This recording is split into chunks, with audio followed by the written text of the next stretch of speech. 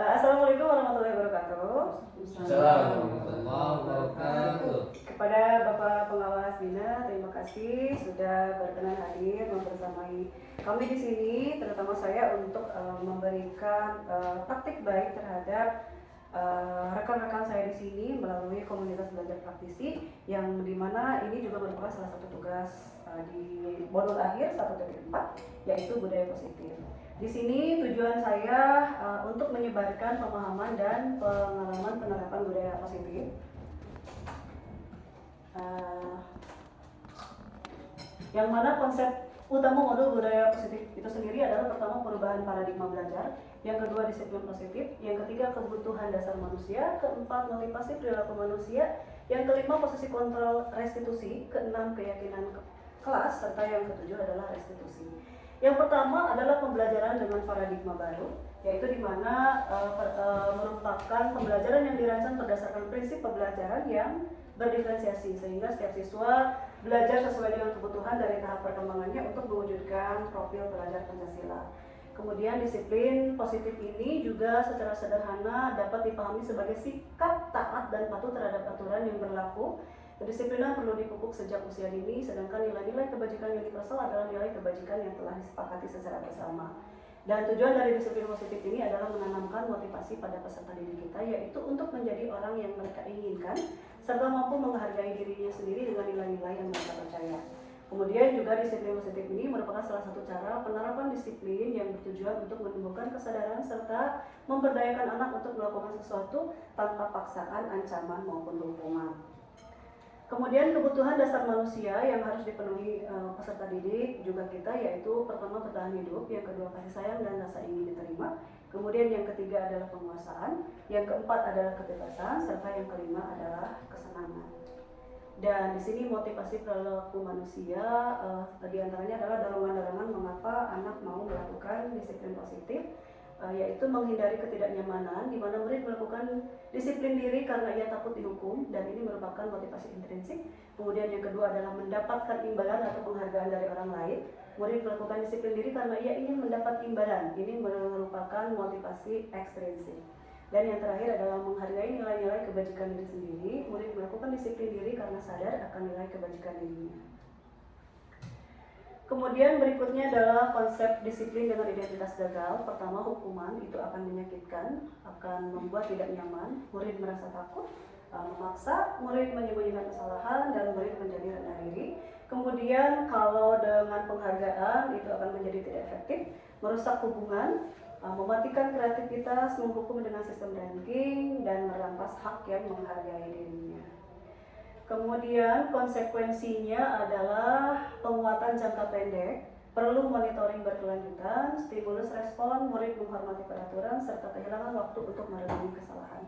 Dan untuk restitusi, murid bertanggung jawab untuk perilakunya, fokus pada pemecahan masalah jangka panjang, murid menghormati dirinya dan orang lain, serta teori kontrol, dirinya yang memegang kontrol, dan murid bersemangat memperbaiki kesalahannya. Kemudian konsep disiplin pendekatan restitusi. Pengertian restitusi ini sendiri adalah proses menciptakan kondisi bagi murid untuk memperbaiki kesalahan mereka sehingga mereka bisa kembali kepada kelompok mereka dengan karakter yang lebih kuat. Ini diambil dari Goseni tahun 2004. Kemudian 2004, mohon maaf. Kemudian ciri-ciri restitusinya adalah bukan menebus kesalahan tetapi belajar dari kesalahan. Kemudian memperbaiki hubungan, tawaran bukan paksaan, menuntun untuk melihat ke dalam diri, serta mencari kebutuhan dasar yang mendasari tindakan.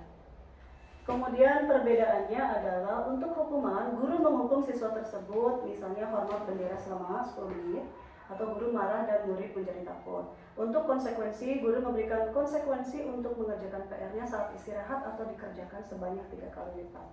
Atau untuk restitusi, guru menanyakan keyakinan kelas atau dirinya dan membantu siswa menyelesaikan masalahnya. Itu untuk restitusi. Kemudian contoh penerapan 5 posisi kontrolnya. Ketika kita menjadi penghukum, maka contoh kalimatnya adalah patuhi aturan sekolah lalu berdiri di depan barisan. Ini tentunya berkaitan dengan tindakan ya. Kemudian kalau pembuat rasa bersalah, berapa kali ibu harus memberitahu kamu, bu guru kecewa sama kamu. Nah, ini kita akan menimbulkan rasa bersalah terhadap anak.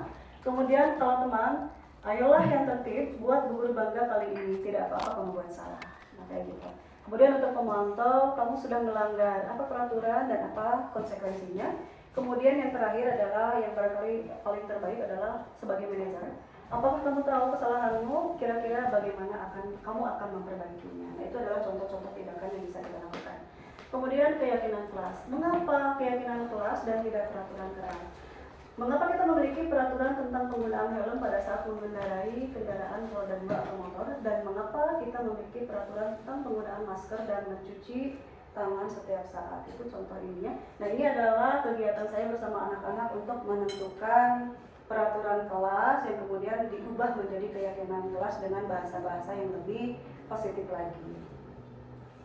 Kemudian pembentukan keyakinan kelas itu, kalau keyakinan kelas lebih abstrak dari peraturan, sedikit saja akan mudah diingat seperti jargon, kemudian sesuai dengan kondisi kelas dan sekolah agar mudah diterapkan, dibuat dalam bentuk positif, semua warga atau kelas dilibatkan dalam membuat, kemudian berupa pernyataan universal. Dan ini adalah segitiga restitusi, yaitu pertama kita harus menstabilkan identitas, kita semua akan melakukan hal terbaik yang bisa kita lakukan. Kemudian validasi tindakan yang salah, semua perilaku tentunya memiliki alasan. Kemudian menanyakan keyakinan kelas, kita semua memiliki motivasi internal. Kemudian ini contoh lagi, tapi ini apa namanya? Lupa akan PR-nya. Nanti ini saya bagi PPT-nya ya Bapak Ibu, masalahnya. Kemudian dalam penerapan program disiplin positif, hendaknya guru memiliki standar kepribadian profesional dan sosial yang baik, di mana guru mampu berefleksi pada posisi kontrolnya saat ini, bagaimana perjalanan diri sebagai seorang among atau posisi sebagai manajer. Terima kasih. Barangkali dari Bapak dan Ibu ada sedikit pertanyaan, boleh, biar kita bisa sama-sama diskusi atau sharing tentang disiplin budaya positif ini. Bu Ici silakan. Oh iya, boleh. Assalamualaikum warahmatullahi wabarakatuh. Waalaikumsalam warahmatullahi wabarakatuh. Saya mau bertanya, bagaimana strategi ibu dalam menerapkan sikap disiplin kepada peserta didik dan apa tantangannya? Jadi untuk menerapkan budaya positif ini tentunya harus dari kita dulu sebagai guru. Misalnya dengan di kelas itu dibuat keyakinan kelas supaya mereka lebih melaksanakan apa yang diinginkan oleh kita sekaligus oleh murid itu tanpa paksaan, karena dibuat oleh mereka untuk mereka dan untuk kepentingan bersama. Barangkali seperti itu. Contoh-contoh kegiatannya misalnya ketika kita minta ke anaknya, misalnya kamu pengen apa di kelas, misalnya di kelas supaya tidak berisik Bu, misalnya. Nah itu dijadikan keyakinan kelas sehingga mereka melaksanakannya betul-betul dengan hati nurani sendiri, karena memang mereka yang membuatnya. Barangkali seperti itu kalau di kelas ya Bu Ecin. Kalau di sekolah mungkin kita bisa membuat program yang membuat kedisiplinan itu memang berjalan, seperti misalnya sekarang kayak Bapak Atep misalnya ya, untuk agama misalnya ada kegiatan rutin sholat duha. Nah itu kan ketentuan yang dibuat oleh sekolah sehingga mereka sudah disiplin dengan sendirinya kayak gitu. Sama halnya dengan PJOK ketika harus senam rutin, mereka dengan ikhlas menjalaninya kayak begitu. Kalau untuk berdalam sekolah, tantangannya tentunya karena perbedaan karakter anak sehingga tidak semua bisa menjalankannya dengan baik. Pastinya ada aja yang nggak mau melaksanakannya gitu. Nah itu perlu pendekatan dari kita yang lebih luas lagi dan tentunya lebih butuh waktu yang lebih lama kayak gitu. Tapi dengan kita dekati, dengan kita terus berusaha, insya Allah sih akan tercapai begitu. Barangkali begitu. Dari Bapak Yuda? Bu Irwa? Sudah cukup Bu Irwa? Baiklah guys. Cukup juga. Bapak Yuda barangkali? Baiklah Ibu.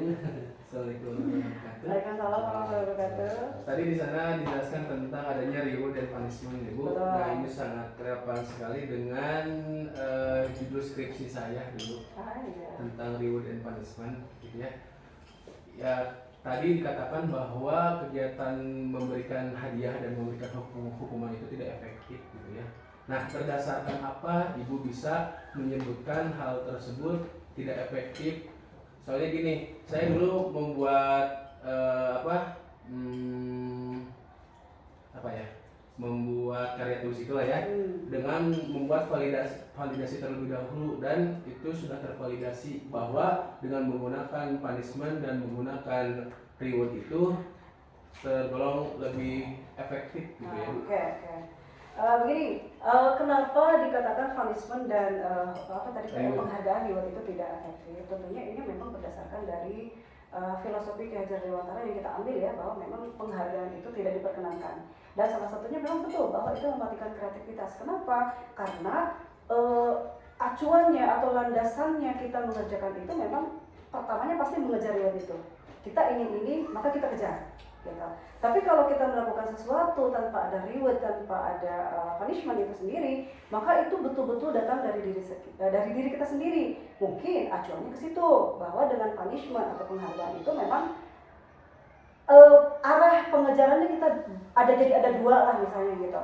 Salah satunya tentu kita ingin pendidikan kita, pembelajaran kita, skripsi kita selesai, itu pasti karena itu yang kita tuju supaya selesai. Tapi juga jadi ada arah lainnya lagi, ya terkait dengan penghargaan atau reward yang ingin kita dapatkan. Tentunya seharusnya ketika kita memang inginkan yang terbaik, tentunya harus satu arah sebetulnya, menyelesaikan, menuntaskan apa yang memang sudah menjadi jalan kita. Menyelesaikan skripsi ya sudahlah, menyelesaikan skripsi misalnya gitu. Harusnya tidak dengan dua arah, tetapi karena pemikiran kita mungkin ada punishment dan reward itu, maka menjadi dua arah. Sepertinya acuannya ke sana supaya kita fokus pada satu jalan gitu, tidak dua arah. Barangkali kayak gitu. Ya, terima kasih Bu Sri. Tapi mungkin untuk nyata kita di kegiatan pembelajaran sepertinya masih memakai ada konvensional gitu ya, iya, kegiatan yang betul. reward dan punishment itu soalnya gini, misalkan kita kaitkan kegiatan yang reward punishment itu dengan agama misalkan Bu ya. Ada salah satu contoh kegiatan misalkan gini Pak Atet ya. Apa? Ya Pak Atet ya. Pak pengawas Bu ya. Oke. Oke, ini ada salah satu contoh misalkan Ibu Sri di kelas itu memberikan reward di kelas kepada saya ya, memberikan uang misalkan sebesar Rp10.000. Nah, seperti itu.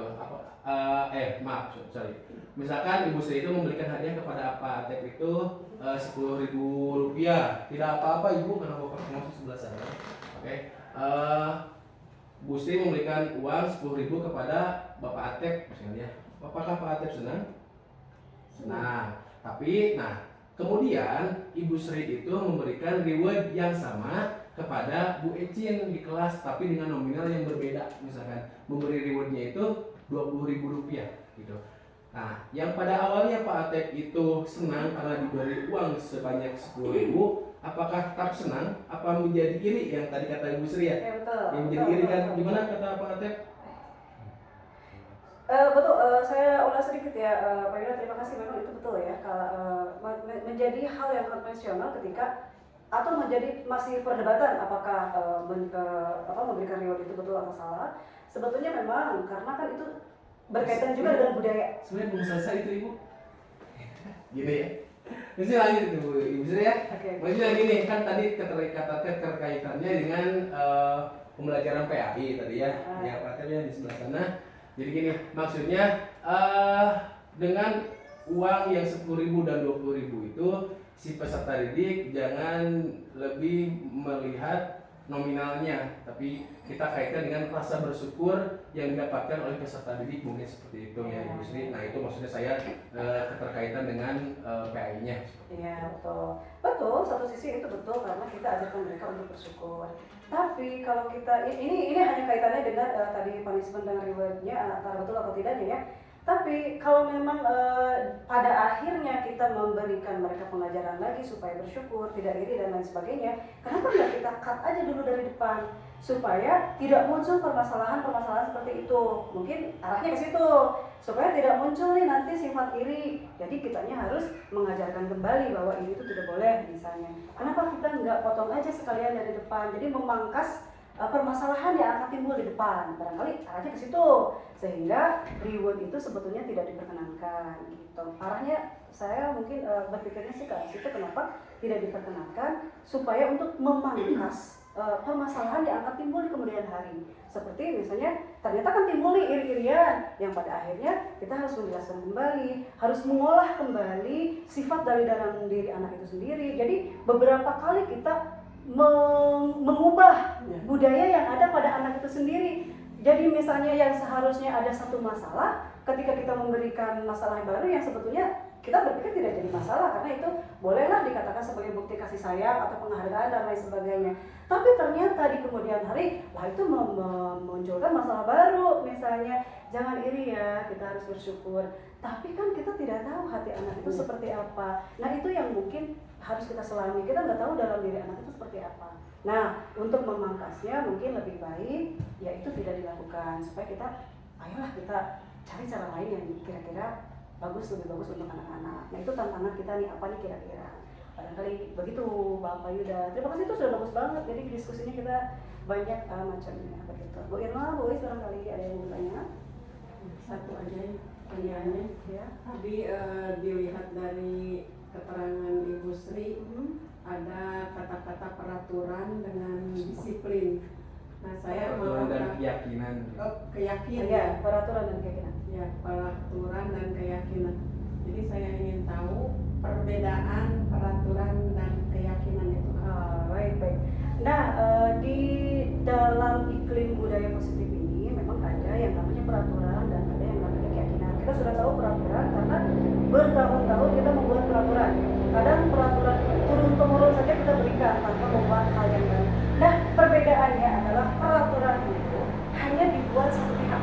Jadi guru yang buat atau sekolah yang buat, anak-anak hanya menjalankan saja, itu peraturan. Sementara keyakinan kelas itu dibuat oleh mereka, apa yang mereka inginkan didiskusikan dengan guru. Nanti ketika misalnya kita menghasilkan banyak keyakinan, nah kita sharing kira-kira mana nih yang bagus, nah kita dibuatlah keyakinan kelas. Jadi bedanya peraturan itu satu arah dari kita untuk murid, kalau keyakinan kelas itu dua arah. Mungkin kita hanya sebagai fasilitator aja. Apa yang diinginkan kamu di kelas misalnya? Saya ingin supaya anak-anak tidak terlambat, tidak berisik dan lain sebagainya. Itu yang mereka inginkan, kita ambil, terus disepakati setuju atau tidak, setuju. Nah, berarti itu adalah keyakinan kelas yang mereka inginkan. Jadi oleh mereka dan buat mereka, kita hanya sebagai among aja atau sebagai fasilitator. Barangkali itu bedanya. Begitu Bapak Ibu. Mungkin kesepakatan kelas ini sama ya? Sama, ya, hanya beda pelabelan aja. Kadang-kadang kan dalam hal-hal tertentu memang kita hanya beda melabeling saja. Kesepakatan kelas, keyakinan kelas itu sama. Tapi kalau dengan peraturan bedanya ya cuma itu. Kalau peraturan kan hanya satu arah saja dari kita untuk murid. Murid hanya tugasnya melaksanakan aja karena kita yang buat gitu. Kalau keyakinan atau kesepakatan itu dibuat oleh mereka, dilakukan oleh mereka, kita hanya fasilitator aja. Ketika memang ada yang mungkin kurang bagus, nah kita yang meluruskannya kayak begitu. Nah, begitu baik. Itu saja barangkali Bapak Ibu dari saya. Sekali lagi terima kasih atas perhatiannya. Dan semoga apa yang saya berikan di sini bisa bermanfaat bagi Bapak Ibu semua. Mohon maaf apabila ada kesalahan. Di lain waktu kita bisa berdiskusi kembali dalam komunitas praktisi yang kita miliki di sekolah ini, yaitu Study Bareng 9. Sekali lagi terima kasih Bapak Pengawas, terima kasih. Sama-sama. Bapak dan Ibu Guru juga terima kasih. Wassalamualaikum warahmatullahi wabarakatuh. Kalau kamu tak ada.